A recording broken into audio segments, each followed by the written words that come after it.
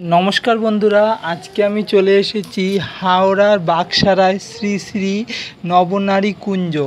বন্ধুরা, আজকে হলো অক্ষয় তৃতীয়া, আর এই বাকসারায় এই নবনারীর পুজো আজকের দিনে হয়, এই অক্ষয় তৃতীয়ার দিনে। বন্ধুরা, সকাল 9টা থেকে পুজো আরম্ভ হয়ে গেছে। দেখো বন্ধুরা, গেটটার সামনে কত সুন্দর সাজিয়েছে, পাখা দিয়ে তারপরে ফুল দিয়ে কত সুন্দর সাজিয়েছে, তোমরা দেখো একবার।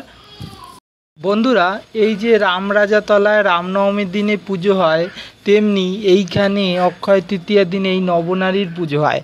আরও ইছাপুরের সমীচণ্ডীর পুজো যেমন বাসন্তী সপ্তমী তিথিতে হয়, তেমনি আর একটা আছে পুরনো নবনারীতলা, সেখানে বুদ্ধ পূর্ণিমার দিনে পুজো হয়। তো এই যে চারটে পুজো, হাওড়ার পুরনো পুজো, এই পুজো, এই বাকসারা শ্রী শ্রী নবনারীর কুঞ্জের পুজো প্রায় 131 বছরের পুজো। বন্ধুরা, যখন শ্রীকৃষ্ণ বৃন্দাবনে ছিল, তখন মথুরার যত সখী তারা শ্রীকৃষ্ণের জন্য খুব দুশ্চিন্তা করছিল, এবং শ্রীকৃষ্ণ কিভাবে ফিরে আসবে সেই জন্য তারা ফিরিয়ে আনা যায় মথুরাতে। তাই সমস্ত সখী মিলে শ্রীকৃষ্ণকে আনতে বৃন্দাবনে গিয়েছিল। বৃষ্টি পড়ছে, বৃন্দাবনে গিয়েছিল। তখন শ্রীকৃষ্ণ বলছে যে আমি তো এইভাবে মথুরাতে যাব না, আমি রাজা, আমাকে রাজার মতো নিয়ে যেতে হবে। তখন 8জন সখী মিলে হাতি হয়ে তখন শ্রীকৃষ্ণকে রাজার মতো তারা নিয়ে আসছে। আর 2জন সখী, একজন পাখা দিয়ে হাওয়া করছে, আর একজন শ্রীকৃষ্ণ ও রাধারানীর মাথার উপরে ছাতা ধরেছে। তো বন্ধুরা, এইখানে সেটাই তুলে ধরা হয়েছে।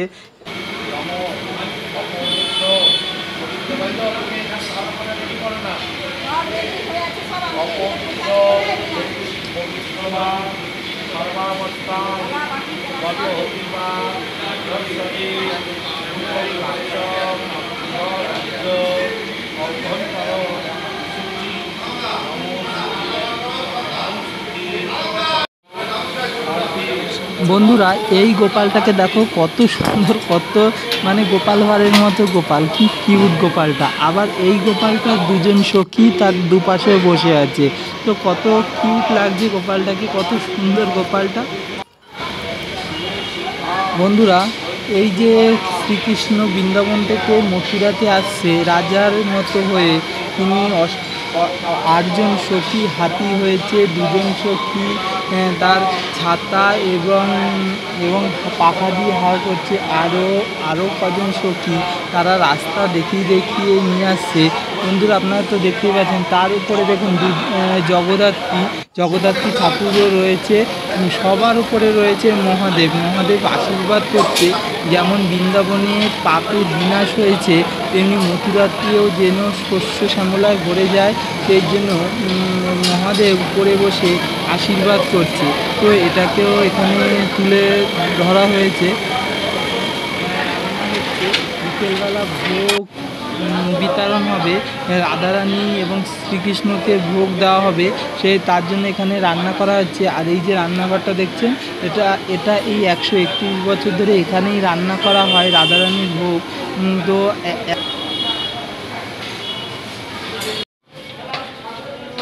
এবার দেখুন এই পাশটায় কত সুন্দর করেছে গৌরনিতাই, আর মাঝখানে জগাই মাধাই। তা গৌরনিতাই আর জগাই মাধাই দাঁড়িয়ে আছে।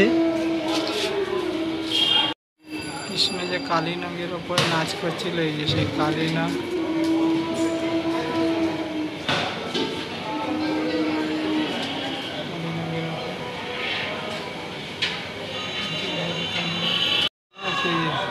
শ্রীকৃষ্ণ যখন অষ্টসখীর বস্ত্রগুলো সব নিয়ে গাছের মধ্যে বসেছিল, সেটাও এখানে তুলে ধরেছে। তার আগে তো দেখালাম যে কালীনাগকে কেমনভাবে বধ করছে। কালীনাগের উপরে সেই যমুনার জলে বল পড়ে গেছিলো, আনতে গিয়ে কালীনাগকে করেছিল, সেটাও তুলে। বন্ধুরা, এবার দেখুন সুদামা যখন শ্রীকৃষ্ণকে কাঁধে করে নিয়ে বাড়ি ফিরছিল, তখন সেটাকে তুলে ধরা হয়েছে। সুদামা শ্রীকৃষ্ণকে খুব ভালোবাসতো, তো শ্রীকৃষ্ণের ছোটোবেলার মথুরায় যা যা করেছে সেটাকেই এখানে তুলে ধরা।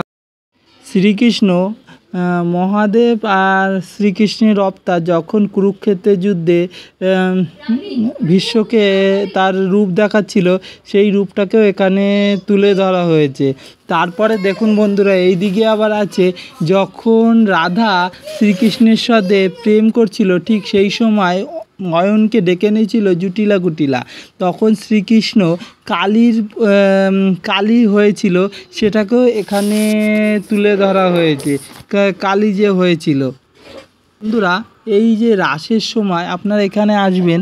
আরও আপনাদের বলতেই ভুলে গেছি, এটা সাঁতরাগাছি স্টেশনে এসে টোটোয় করে আপনারা যদি বলেন নবনারীতলা, নতুন নবনারীতলায় যাব, 10 টাকা ভাড়া, 5-10 মিনিট সময় লাগবে টোটো করে আসতে। আপনারা হেঁটেও আসতে পারেন, একটু জিজ্ঞাসা করে করে হেঁটেও আসতে পারবেন, কোনো অসুবিধা হবে না। এটা যখন রাস হয় তখন এখানে খুব সুন্দর রাসযাত্রা হয়।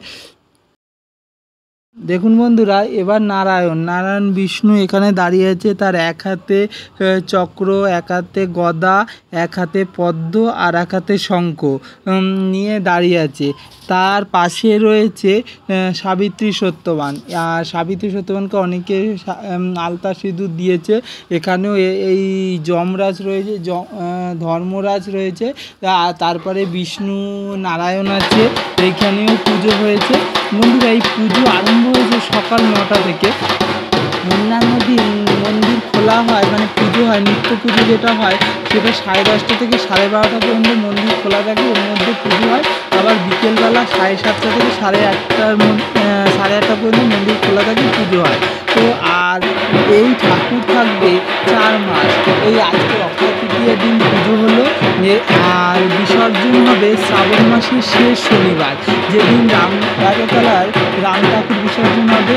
ইছাপুরের শনিচণ্ডী আর একটা পুরনো নবনারীতলা আছে, সেটাও ওই দিক থেকে বেলেপুর হয়ে আসতে হবে। সেটাও এই 4টে ঠাকুরই শ্রাবণ মাসের শেষ শনিবারেই পুজো।